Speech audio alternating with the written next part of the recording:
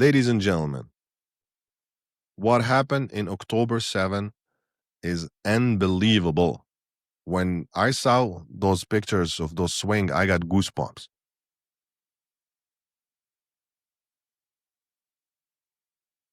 But we have to be fair. And we have to also talk about the savagery that's from the IDF. And this savagery, unfortunately, that's happening from the IDF, it's not recent. This has been happening since 77 years now. And imagine just what people are going through all this time. And for that, I want to tell you the story. I want to tell you a story of two gentlemen, one with the name of Salah and one with the name of David, Mr. David. As you can say, obviously, David is an Israeli and Salah is going to be a Palestinian, okay? We'll start with Salah. Salah, basically, his family is the one that was displaced in 1948. They were displaced from Tel Aviv. That's where his grandfather, if you ask him, grandfather is from there. Bottom line, let's not dispute that. I mean, as you know, just the Ottoman Empire, they've been there for 600 years. And they took over, we said, since 1516. So imagine from 1516, there's only the same ruler until the British took. And look at how many generations are there, okay? And then you come and you tell somebody, no, this is my ancestors' land. How come it's your ancestors' land? You're the only one who have ancestors? We don't have ancestors either. Palestinians have ancestors too. And when I say we, ladies and gentlemen, many times I'm going to say we for Palestinians, we for Israelis, because I like to put myself in their situations. I like to put myself in their shoes. Both of them are human. Both of them, they just, again, want to eat ice cream and take their children to school peacefully. We have to be fair and talk about also the atrocities of the IDF. What we have been seeing lately. We've seen sniping children, ladies and gentlemen. Can you believe that? Somebody sniping a child. What kind of person could you be? Anyway, let's go back. Let's go back to Salah and David. Salah is basically a gentleman whose ancestors came from Tel Aviv. They were sitting there one day having dinner. Knock, knock. Who's there? IDF. How can I help you, IDF? Well, we're just here to take your house. We're going to take your land. We're going to take everything you got. What? Are you kidding me? You want to take my land, my house? I am an Arab. I am a Muslim. I'm staying here. This is my house. My grandfather is from here. You're not going to take my land. You're crazy? Well, Mr. Salah Grandpa, guess what? We just killed like few thousand, about 20,000 of them. If you want us to add you to the list, no problem. It's up to you. So either you leave or we'll kill you. What did you say? We said either you leave or we'll kill you. What? One more time? Either you leave or we'll kill you. Okay. I got you. Fatima, Ahmed, get your bags. We're leaving. And that's how it happened, basically. And they left. Where did they leave? They left to their cousins. They live in Gaza. They've been living there. Salah basically was a special man. Why? Because he was not like all his surrounding. He was a little different. And I'm not going to say little different. It's a lot different. Why? It's like ex-President Obama, what he said one time. He said that when you go to an environment where your uncle is a fighter, your father is a freedom fighter, your brother is a freedom fighter, and all the freedom fighters around are heroes. They're treated like the best heroes in the world. What do you think you're going to be inspired to be? Dentist? I highly doubt it. So, against all odds, Salah wanted to be a zoologist. He loved animals. He wanted to study the character of animals. He wanted to see how animals move, how they eat, what their life cycle, all of the above. And he was going to school seriously for it. He really wanted to graduate.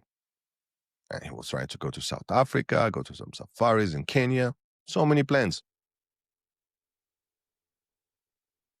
And guess what, ladies and gentlemen? One day he's coming back from school. And before he gets to home, He sees a truck from the IDF parked right by his home. And suddenly he sees all his family running from the house, lining up right in front of the house by the IDF. Just one line. Guess what? They start torturing them one by one, asking them about somebody they don't even know who it is. Just who is that person? We don't know. And they really didn't know. All right. They torture them. And I don't want to go further again because the savageries that happened by the ADF, it's inexplicable. I don't understand why, honestly. They torture them,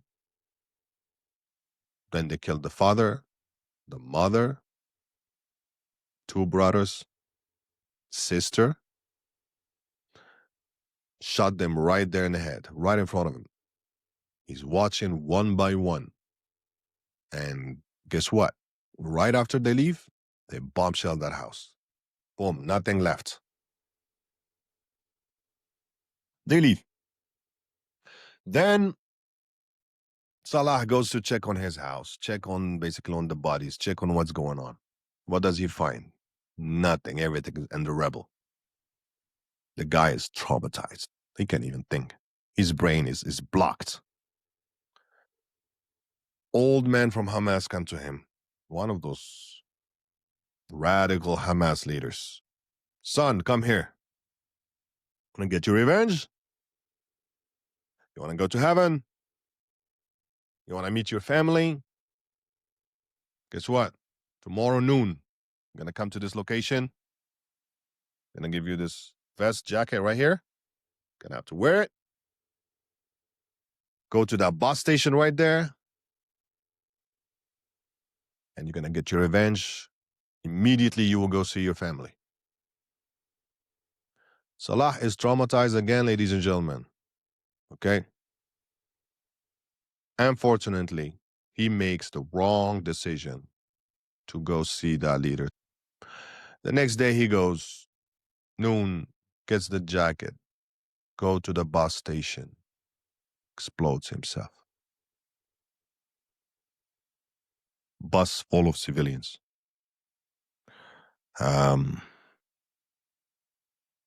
Ladies and gentlemen, this story that I just told you right now about Salah, many Salah happened. Many, there are many of them. Hundreds of suicide bombs that happen in Israel. I'm talking about coffee shops, nightclubs, restaurants, bus stations. Salah is the product of what happened to him from the IDF. Salah just didn't wake up one day and he said, you know what, I'm no longer want to be zoologist, I'm just going to go explode myself in that bus station. No.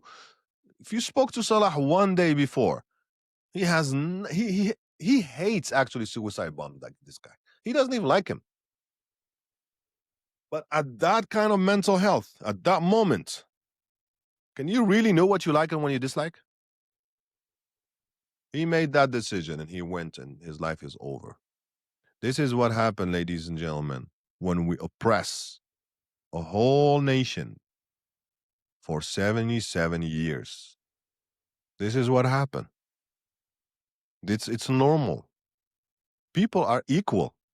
Just think about it, dear Israelis. If you were in that situation, what would you have done? Just like you are right now. You're fighting for your country, right? Well, guess what? That's what the Palestinians are doing too. Yes, they are human beings just like you. And they feel about their honor, their dignity just like you. That's what I want to tell everybody. It's like we're different or somebody is better than anybody. No, we're not. Palestinians are good people.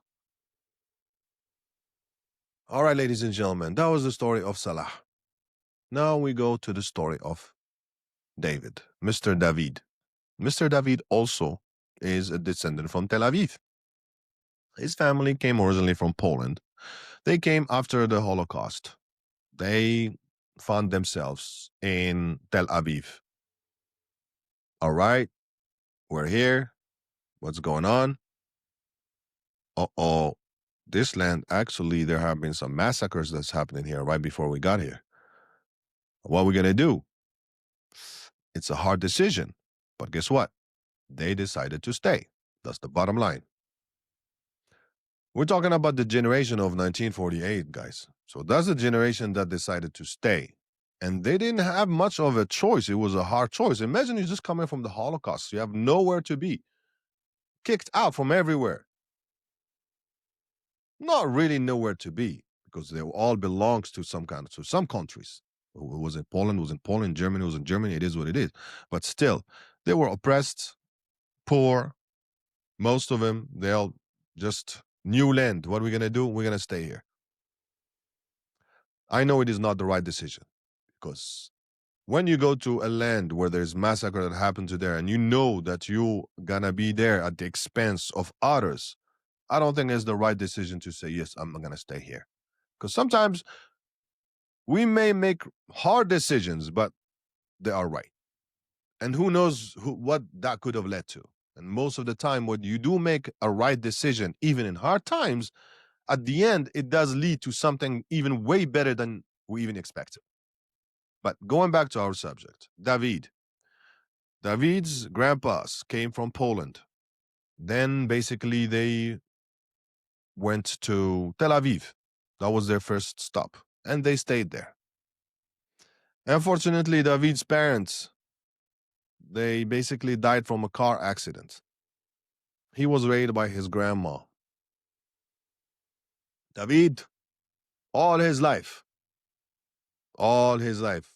he wanted to be a pilot. He loved airplanes, he loved drones, he loved everything to do with aviation. So he was studying to be a pilot. His grandma supported him, because also that's the only person that she has. So they both lived in the same house, happy, nice, no problems. One day, David's grandma is calling him, telling him to come pick me up. Usual, no problem. I'll come pick you up, grandma. Love you, love you. He's going there to pick his grandma. Right before he gets there, and I mean by there, the bus station that Salah went to. And I guess you know where we're going. David's grandma's body parts were thrown all over his face.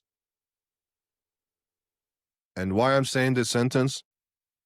Because I met somebody in Canada through my brother who, I remember my brother told me that this guy had his grandma's body parts thrown all over his face. There are people like that exist, ladies and gentlemen.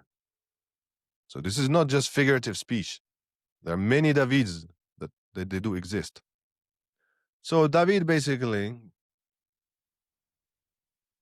has his grandma's body part thrown all over his face. That's what happened.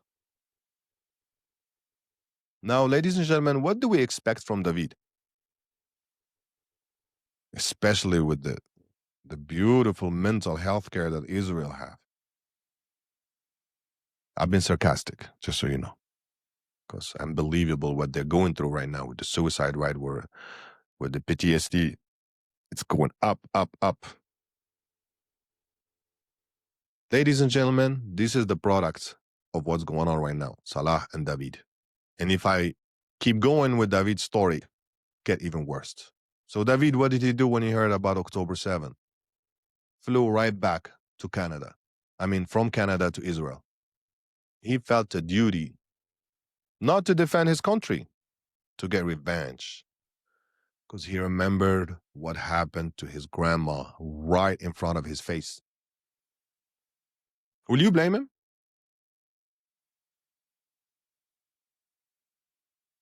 It's not a blame thing here. Don't you think it's a normal result for somebody who went through something like that they just gonna be insane?